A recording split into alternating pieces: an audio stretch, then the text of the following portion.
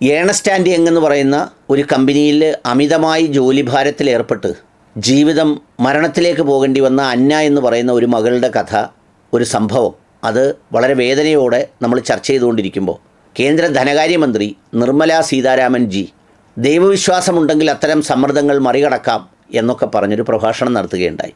ആ പ്രഭാഷണത്തിലേക്ക് കടക്കുമ്പോൾ പെട്ടെന്ന് കേൾക്കുമ്പോൾ ദൈവവിശ്വാസിയായ ഒരാൾക്ക് ദൈവമുണ്ടെന്നല്ലേ പറഞ്ഞത്, ദൈവത്തിൽ വിശ്വസിക്കുന്നു എന്നല്ലേ പറഞ്ഞുള്ളൂ, അതിലെന്താണ് തെറ്റ് എന്നൊക്കെ ചോദിക്കാം.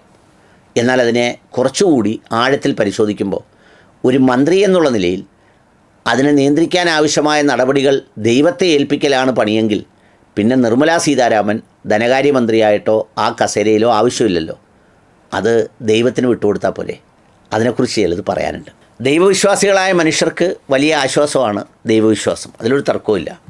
സമ്മർദ്ദങ്ങളെ അതിജീവിക്കാൻ, പ്രതിസന്ധികളെ മറികടക്കാൻ, തോൽവിയെ തകർച്ചയിൽ നിന്ന് രക്ഷ നേടാൻ, വിജയത്തിൻ്റെ അഹങ്കാരത്തിൽ നിന്ന് മാറി നിൽക്കാൻ ഒക്കെയും ഈ പറഞ്ഞ ദൈവവിശ്വാസം ഉപകരിക്കുക തന്നെ ചെയ്യും. അതോടൊപ്പം തന്നെ ദൈവവിശ്വാസത്തിൻ്റെയും ദൈവത്തിൻ്റെയും പിൻബലത്തിൽ അധികാരസ്ഥാനങ്ങളിലേക്കും അല്ലെങ്കിൽ അത്തരം ഇടങ്ങളിലേക്കുമൊക്കെ എത്തിച്ചേരുമ്പോൾ ഈ ദൈവം കാര്യങ്ങൾ നടത്തുന്നത് എല്ലാ ദിവസവും രാവിലെ വന്ന് ആകാശത്ത് കൂടി എന്തെങ്കിലും നമ്മുടെ തിണ്ണയിലേക്കിട്ട്, പറമ്പത്തേക്കിട്ട്, മുറ്റത്തേക്കിട്ട്, വാഹനത്തിലേക്കിട്ട് അല്ല നടത്തുന്നത്.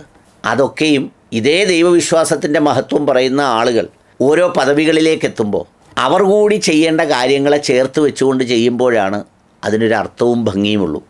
കുറച്ചുകൂടി ലളിതമായി പറഞ്ഞാൽ, നമ്മളീ പറഞ്ഞ സംഗതിയൊക്കെ ശരിയാണെന്ന് തന്നെ നിർമ്മലാ സീതാരാമൻ ജിയുടെ അഭിപ്രായത്തെ വകവെച്ച് കൊടുക്കുമ്പോൾ തന്നെ അതിലൊരു പ്രധാനപ്പെട്ട കാര്യമുള്ളത്, ഇത്തരം ചൂഷണങ്ങൾ, അതിൻ്റെ യാഥാർത്ഥ്യങ്ങൾ അറിഞ്ഞ് അത് നിയന്ത്രിക്കാൻ ആവശ്യമായ നിയമനിർമ്മാണം നടത്താനുള്ള ബാധ്യതയും ഈ ധനകാര്യമന്ത്രി എന്ന് പറയുന്ന ഒരു ചുക്കിനും ചുണ്ണാമ്പിനും ഒരു നിയന്ത്രണവും ഒരു കാര്യങ്ങളും ചെയ്യാനാവാതെ വെറുതെ ഏൽപ്പിക്കപ്പെട്ട ജോലി അഭിനയിച്ച് തീർക്കുന്ന ഒരാളായി മാറുന്നതിലൂടെ സാധ്യമാവില്ല.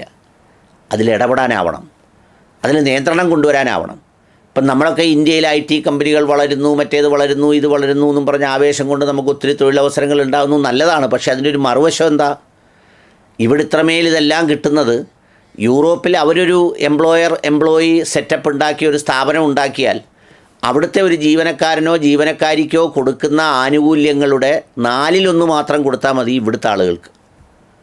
അവിടെ ഇത്ര ദിവസം റിക്യൂപ്പ് ആൻഡ് റീചാർജ് എന്ന് പറഞ്ഞിട്ട് ബ്രേക്ക് കൊടുക്കണം, ഇത്ര അവേഴ്സിൽ കൂടുതൽ പണി പറ്റൂല, അതിൽ ഇത്ര ദിവസങ്ങൾ വേണമെങ്കിൽ വീട്ടിലിരുന്ന് ചെയ്യാം, പിന്നെ പേയ്മെൻറ്റോട് കൂടിയുള്ള ലീവ് എന്നൊക്കെ പറഞ്ഞു കൊടുക്കുമ്പോൾ അവിടെയൊക്കെ അത് സുഭിക്ഷമായി കൊടുക്കുകയും അതിലെന്തെങ്കിലും അപാകതകളോ പ്രശ്നങ്ങളോ ഉണ്ടായാൽ അത് പരിശോധിക്കാനുള്ള കോടതി സംവിധാനവും അതടക്കമുള്ളവയും കനത്ത പിഴയും 150 കോടി 200 കോടി എന്നൊക്കെ പറഞ്ഞ് പിഴ ചുമത്തി ഈടാക്കാനുള്ള സംവിധാനവും ഒക്കെ ഉള്ള രാജ്യങ്ങളാണത്. ഇവിടെ ആവുമ്പോഴോ, ഇവിടെ കുറേ പാവം ചെറുപ്പക്കാരിങ്ങനെ പോയിരിക്കുന്നു, രാത്രി മൊത്തം ഇരുന്ന് ജോലി ചെയ്യുന്നു, അവർക്ക് 1 ലക്ഷം രൂപ കിട്ടുന്നു, അല്ലെങ്കിൽ 75,000 രൂപ കിട്ടുന്നു, ഭയങ്കര ശമ്പളം എന്ന് പറഞ്ഞ് ആവേശം കൊള്ളുന്നു. അതിനെ നിയന്ത്രിക്കാനും റെഗുലേറ്റ് ചെയ്യാനും കഴിയുന്ന നിയമനിർമ്മാണത്തിന് സാധ്യതയുണ്ടോ എന്നാണ് നിർമ്മല സീതാരാമൻ ജി പരിശോധിക്കേണ്ടത്. പിന്നെ ഈ കുഞ്ഞിൻ്റെ മരണത്തിന് കാരണം അത്തരത്തിലുള്ള ജോലിഭാരമായിരുന്നോ എന്ന്. ഈ ഏണസ്റ്റ് ആൻഡ് യങ്ങിനെക്കുറിച്ച് പറയുന്നവരെല്ലാം പറയുന്നുണ്ട്, അവിടെ ജോലി ചെയ്ത പലരും പറയുന്നുണ്ട് മരിക്കാതെ അവിടുന്ന് രക്ഷപ്പെട്ടു പോയത് ഭാഗ്യമാണെന്ന്.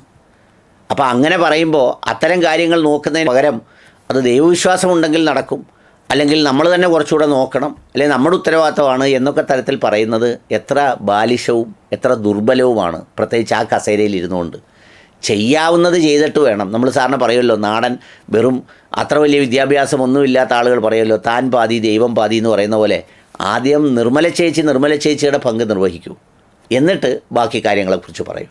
അതാണ് അതിൻ്റെ ഒരു ഭംഗി.